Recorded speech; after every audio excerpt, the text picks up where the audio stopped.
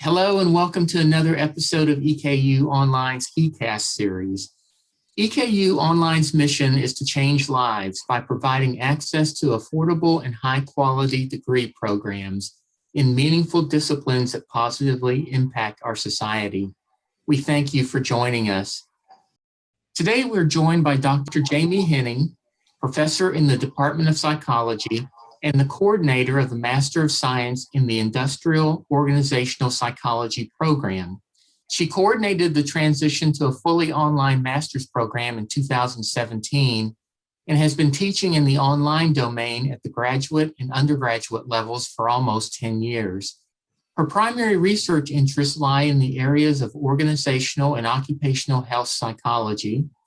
Current research areas include the work-life interface, workplace safety, and workplace aggression, in addition to corporate and social responsibility, focusing on employee volunteerism and environmental sustainability.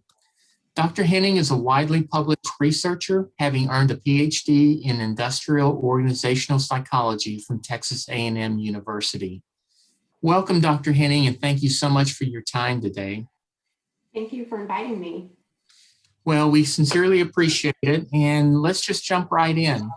Some of our listeners may be asking themselves, what is industrial organizational psychology? So would you please take a moment and just introduce the discipline to us? Industrial organizational, or IO psychology, is a specialty field of psychology that focuses on the application of psychology to the workplace. So it's an area of scientific study and professional practice and really aims to understand and measure human behavior in order to make the workplace better for the people who work there. So in order to do this, IO psychologists would study factors like employee attitudes and behaviors, interpersonal processes at work like team and group processes, processes like motivation and leadership, organizational culture, organizational and individual productivity. I think sometimes there's a misconception that IO psychologists are only focused on the organization's productivity and the organization's bottom line. And that's not true. We're really focused more on the individual and the individual's experiences, how they can contribute to the organization. So we also look at things like the match between people and their jobs, through things like employee selection processes, employee training and development programs. Well, with this specialized area of psychology, Dr. Henning, where do graduates usually find jobs? And is the job market a growing one? It is. So graduates of IO master's programs can really find themselves working in a wide variety of settings. In terms of career paths in general, IO psychologists and practitioners tend to work in four main areas. So they tend to be employed in industry, so whether large organizations or small organizations, in consulting firms, the government hires a lot of IO psychologists, and then in academia. And we actually have graduates of our program who work in all four of these areas. So we have graduates who are working in human resource roles, again, in large companies, some in very small companies. We have graduates in organizational development positions. We have several alumni who work in IO consulting firms. Most of them work as project consultants, but we do have some who work as research consultants. And then we have several graduates who work in university settings in research analyst type positions. Well, with this program completely online now, what do the demographics of your student population look like? In other words, what kind of students is the program attracting, and what kind of students find success in this type of program? So the demographics of our graduate program look a lot different than they did in our on-campus face-to-face program. So the majority of our students have full-time jobs. Many of them are parents. We have at least two students, one who graduated and one currently in the program, who each have 5 children and full-time jobs and are completing our graduate program. A lot of our students have been out of school and in the workforce for several years. We have more students who are coming to us with a background outside of psychology, which has been interesting and probably a little unexpected, but really great to see. I don't think you necessarily have to have a background in psychology to be successful in the program, but it certainly helps if their undergraduate background provided them with knowledge of research methods and statistics. We found that that seems to make a big difference for students. And one thing that has really surprised me about our student population is the number of active duty military students that we have.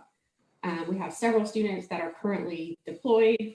We have students that are stationed all over the country. So that's been nice to see as well.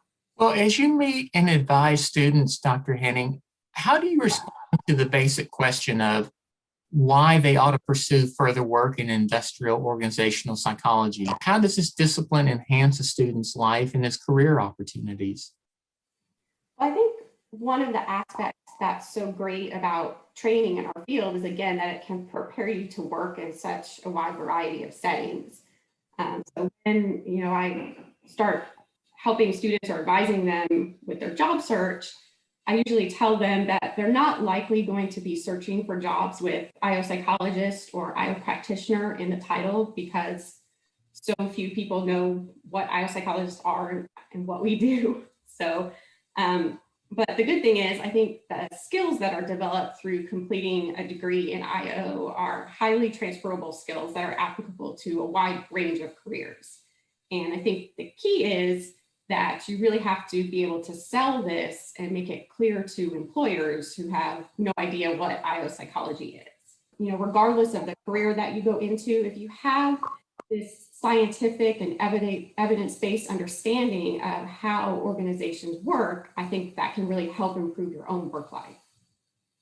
Well, going back to the demographics issue for just a moment, do you find that these students are more serious, or I don't want to say better students, but that they take the work more seriously than the traditional age students? I think so. We certainly have many traditional age graduate students in our program as well who come straight out of the undergraduate degree. But a lot of our students are looking to advance in their current organizations and in their current careers. So I think they're really motivated to, not just get A's in their classes, but to really learn the material and be able to apply it and develop the skills that are necessary to be successful practitioners in our field. Okay, well, I want to segue now into another issue, and that's your courses that you teach. As I look through them, I was struck by how super organized they are. They're super easy to navigate. They're intuitive. They're well laid out. And I also noticed that you use a lot of tools, VoiceThread, Screencast-O-Matic, Google Slides, and others. So within that context or framework of being such a well-designed course or courses, please tell our audience a little bit about your philosophy of teaching online.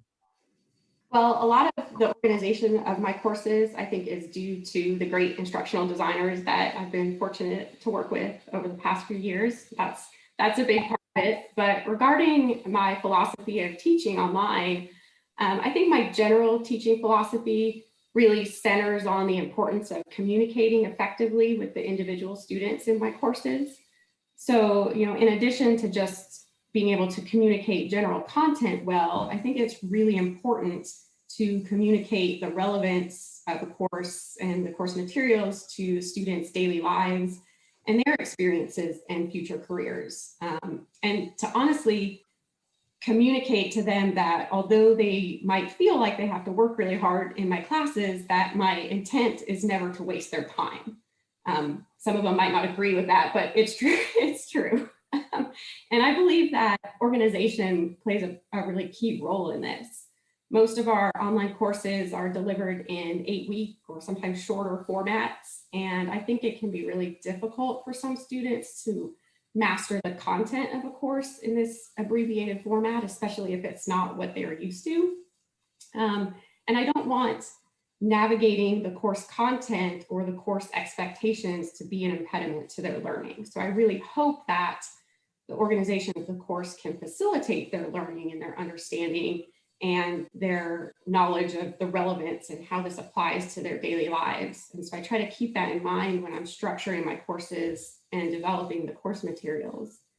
And I really feel the same way about the tools that I use in my courses. I know it can be fun to learn and implement new tools in our courses, but I try not to implement the use of a tool just for the sake of using a different technology.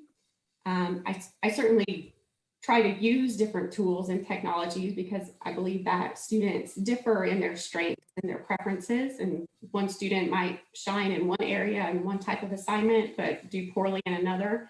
And so I really want to meet the needs of as many students as I can. But I try to ensure that any technology or any tool that I'm using in a course either provides a simple but impactful way to deliver content or provides the students with some skill development. So, by completing an assignment in using this particular tool or technology, I hope that the skills that they're developing through that means will transfer into the workplace, regardless of the type of job that they're in. Very good. You've taught online, Dr. Henning, for nearly a decade now, which is in online terms a very long time. Please describe, if you would, what you like most about teaching online. I think one of the things I like most and one of the things that really surprised me is the level of interaction that I have with the students in my courses and the level of engagement that they demonstrate. When I first started teaching online a long time ago, I was really skeptical, probably like a lot of other faculty. I didn't think the students would be very engaged in the material. I didn't really know what, if anything, they would take away from it, if they would even look at the material or what they would be doing. And what I've found in my online courses is that's obviously not the case. I think my online students are probably some of my most engaged students. And I do believe that on some level, in order to be successful, that online students often need to take on a greater sense of responsibility for their own learning. And so I'm always really impressed by this, especially, given many of them are coming back to school after several years, many of them have full-time jobs, they're raising families. So I'm honestly really just inspired by a lot of our students who are in the online classes, given all these other roles they're in as parents and caregivers and partners and employees, some of them working multiple jobs, and they're able to complete their degrees online, and a lot of them are really motivated to be here. It's not easy for them to be here, and so they're very motivated and take it very seriously. I want to delve now a little bit into the discipline itself. So, how has the pandemic affected our national workforce, many of them who are still remote? And has it negatively or positively impacted performance and satisfaction? Well, I'm going to give the answer that my graduate students hate when I give and say it depends. I don't know that we have a lot of data on this yet, but I've seen some mixed findings regarding productivity and satisfaction and employee engagement during the pandemic. And one of the things that I think this really comes down to is organizational culture. So how are organizational leaders handling the shift to remote work or working on site during a pandemic and all of the other issues that we've seen in our society that seem to come along with this, things like educational systems, childcare systems. I think a lot of companies have been able to capitalize on how they manage the time and talent and energy of their employees during the pandemic. I think they've found new ways to implement technology to actually improve coordination and improve communication among their employees. But on the other end, some of the survey data that I've seen suggests that a lot of organizations have actually implemented some inefficient work practices during the pandemic. I saw some survey results that showed that there's been a significant increase in the number of virtual meetings that employees are required to attend and in the number of employees who are required to attend the meetings.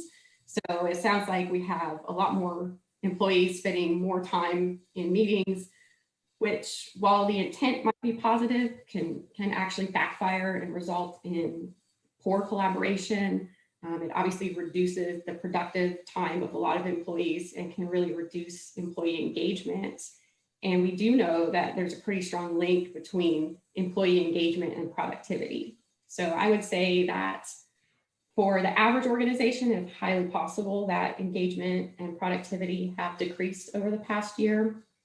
But then again, I recently saw the results of another survey conducted by Mercer, and they, I think, surveyed about 800 employers, and over 90% of these employers reported that their organizational productivity was the same or better than it was before the pandemic, with most of their workforce working remotely. So, I think it really depends on how organizational leaders have handled this.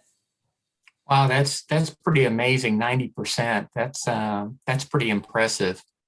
So what do you think of the long-term impact of the pandemic on the workplace landscape? I mean, are we going to see a fallout when we go back to what we call normal, or will there be a normal that we even return to? I do think that for most organizations, there will be a return to normal, probably even similar to where we were before the pandemic. But I do think that there are several trends that we will see come out of all of this. And one is certainly remote work. I think that remote work, and especially hybrid work, will increase and probably become the norm for a lot of organizations. I think a lot of organizational leaders will realize that with the right supports in place, their productive employees can be productive from anywhere, and that physical location doesn't necessarily matter. I also hope that the stigma that's often associated with remote work will decrease on the part of many employers as a result of this.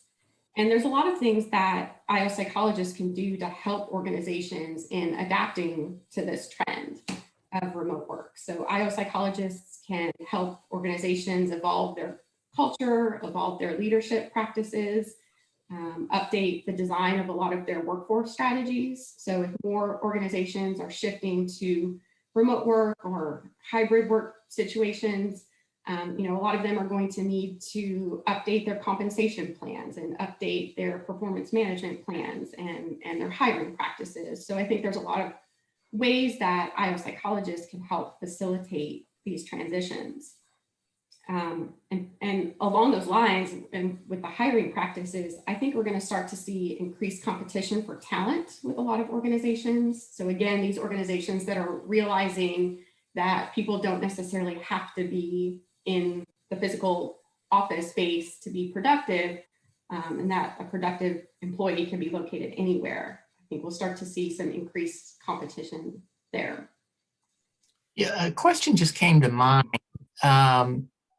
As it relates to productivity, has there been any measurements as to productivity sitting at a desk versus productivity remotely?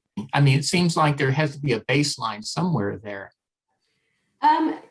There is, and again, what I've seen on that is pretty mixed, and it seems to depend on the organization.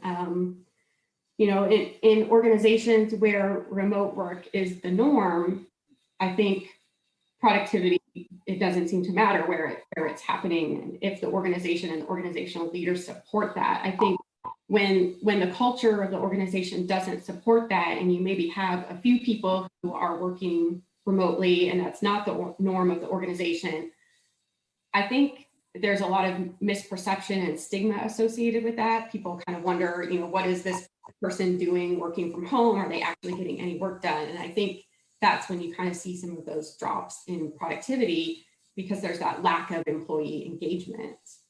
Well, I'm going to shift gears one more time here and just ask you, where do you see the IO program heading, Dr. Henning? Do you see the program continuing to grow in numbers and scope and reach? Where do you see the future of the IO program? I do think the program will grow. I think our numbers will continue to increase, but I also think that we will start to face increased competition from other IO master's programs coming online. One of the goals of our program has always been to not only train students in the content of the field, but to really focus on the development of their professional skills and competencies. And one of the ways that I hope we're able to continue to do this is by expanding our ability to offer students consulting-like experiences. So whether that be through the individual applied projects that they are doing for organizations now through their capstone and other courses, or through work in our Center for Applied Psychology and Workforce Development, which is our in-house consulting firm that's led by Dr. Nakai. I think as our program grows, it's becoming a little more difficult to manage these individual applied experiences for our students. And I think, it requires a lot of additional resources to do so. But I think if we can maintain and expand on this focus of these, professional development and consulting skills, I really think that will help our program stand out. Very good. Dr. Henning, we mentioned some of your research interests at the beginning, at the opening of this interview, but can you tell us what your research passions really are? Sure. I think the research that I'm involved in that excites me the most is any research that focuses on employee well-being in some sense. So whether that be employee work-life balance, employee safety in the workplace, I think that's where I really feel passionate about the research that I do. It's not necessarily research that I've done, but I've seen some information that suggests that with the pandemic, that the average length of the workday has increased. So when employees aren't commuting, they can spend more time working. We know that when we work from home, the work that we're doing tends to creep into the non-work hours and the weekend. And that might be great for organizational productivity, but I kind of wonder what toll that's going to take in the long run on employee well-being. I think factors like burnout.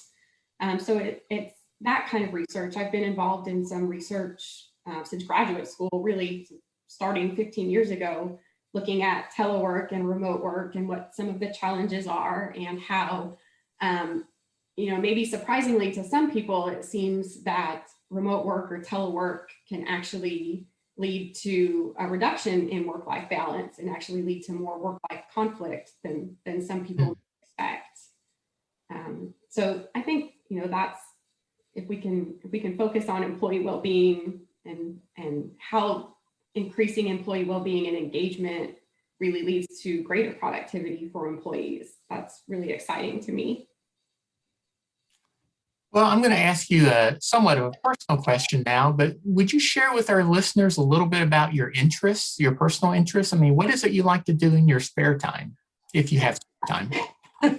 Well, I have 3 children. I have a 17-month-old, a 4-year-old, and a 9-year-old. So most of my spare time is usually spent with them.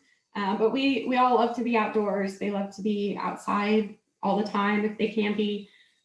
So we try to get outside with them, do something every chance that we get. We all love to visit the beach. So my husband's family is actually from South Carolina. So we try to visit there a couple times a year and get to the beach. And our kids are already talking about our beach trip for this year. That's 4.5 months down the road. So they're already excited for that. When I do get time to myself, I enjoy running. I try to do that a couple times a week. I enjoy reading, although the last couple of years that's really turned into listening to audiobooks and podcasts as opposed to reading a physical book. I enjoy spending time with friends when I can, when we're not in a pandemic. And my husband and I really enjoy visiting breweries. So on the rare occasion that we have time alone together without our kids, that is where you will find us.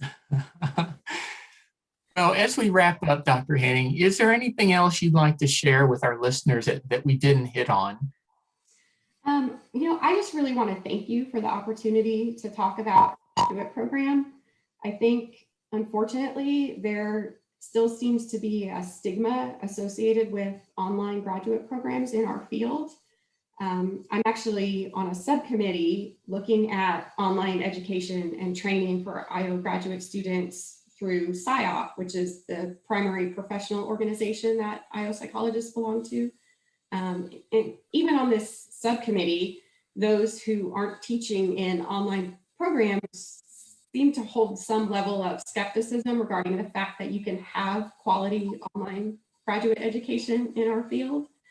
But I think the faculty in our program have worked really hard to make the switch to online learning without compromising the quality and rigor of our program. But we know as we grow, we're going to face challenges to that and to the interpersonal nature of our program. I feel like all of the faculty in our program know our students really well. We know their names, we know what's going on in their lives. So I'm just thrilled that we're able to provide this training to so many great students who, due to their jobs or other life circumstances, wouldn't be able to pursue a degree in IO in a full-time face-to-face program. And kind of on that note, I want to thank you and the amazing instructional designers that have worked with our program over the years and our online eCampus advisors. Our program wouldn't be as successful as it is without the support that we've had from all of you. So we really appreciate that and thank you. Well, thank you for the kind words. We just really want to thank you today for your time, Dr. Henning. It's been a real pleasure speaking with you and getting to know you a little bit better. And it's really been interesting learning more about the Industrial Organizational Psychology program. I was not that familiar with it until we did some research about it and then now talking with you. So thank you for your time and thank you for giving us some great insights into the master's program. Thank you.